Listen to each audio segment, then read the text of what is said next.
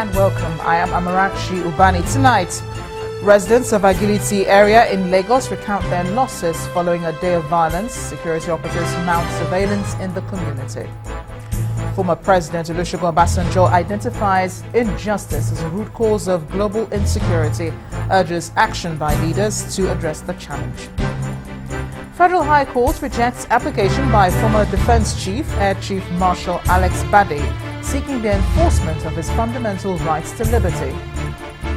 And leaders of Russia, Germany, France, Italy and the UK hold talks to boost truce broadly holding in Syria.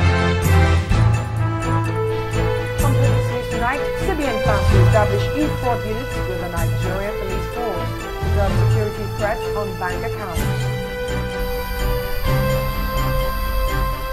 And in sports news tonight, newly invited Portland Timber striker Fernando Adi promises to give his best for the Super Eagles in the AFCON qualifier against Egypt. I'm Linda Kibe, and from Abuja, Federal High Court rejects application by former National Security Advisor Sambo Dasuki to quash charges against him.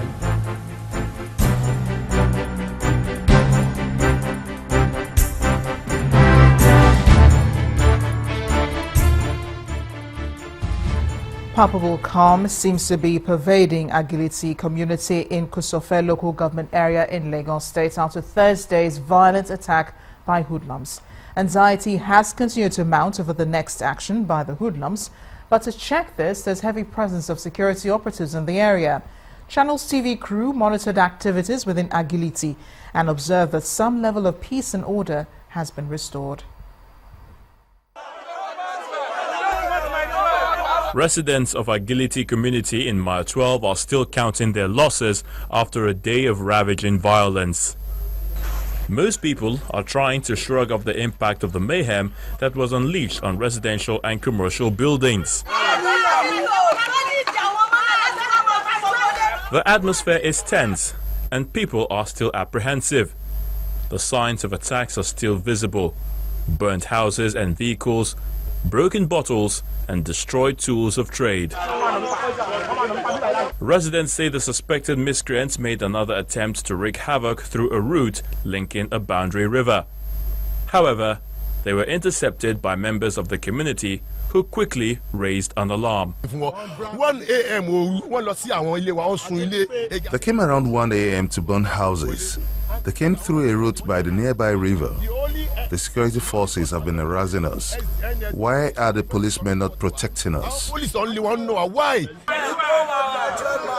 One resident believes the location of the Mile 12 market may be a security risk to the peaceful coexistence of people in Agiliti. A few days ago, I talked to one of the head of this mala over there that said what is going to happen. They bomb. We can't go out with our cars. We can't come in with our cars. And if you talk to them, we are in hell. We are in hell. Please, please, Governor Ambode, we don't want any Mile 12 anymore. The senator representing Lagos East constituency, Senator Gbenga Shafa, is here to rally support for the people as efforts are made to maintain law and order. When I got the alert as early as 10:30, 11 yesterday, a lady by name Princess Adenike Opalomo Opaleye called me from Celestial Avenue, and immediately I contacted the governor's office.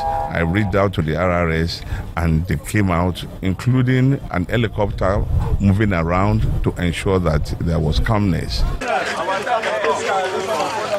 Not long after, another mayhem broke out in Omojua Estate, which is barely a few kilometers from Agiliti. On our arrival, there is heavy security presence with fumes rising from torched houses. It is clear that there is a sense of uncertainty in Agiliti, and much is expected from security operatives as they work to restore peace in this area. We continue to appeal to our people that we should eschew violence and we should learn how to live peacefully. People should talk to their words to eschew violence, and that violence does not solve any problem. Rather, it increases the problem because we still come back to the drawing table. As we are talking now, a peace meeting is ongoing at the government house of all the stakeholders, of all the leaders in that place. And we hope that that peace meeting will yield into a permanent peace in that area. If you notice and you watch what is happening there, some of the boys that were behind this trouble had no stake in that place. These were miscreants who were just on the streets.